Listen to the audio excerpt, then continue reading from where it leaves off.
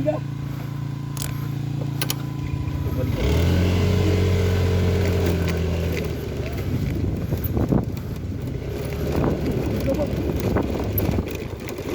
Kami tugnaw gud.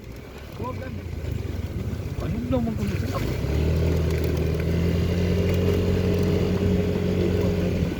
Guys, muna siya ang Ormoc to Haro nga diversion road. Sudlo na ako karon guys. Tanaw na to ang development sa ila ongoing road construction leading to barangay municipality of Haro. Ano siya guys?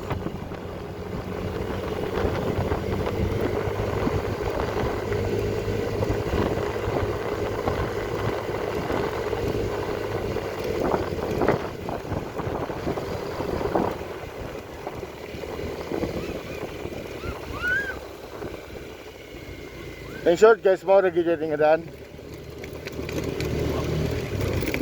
Pergi aja guys, kita. Balik ka dyan. Hindi pa mada guys.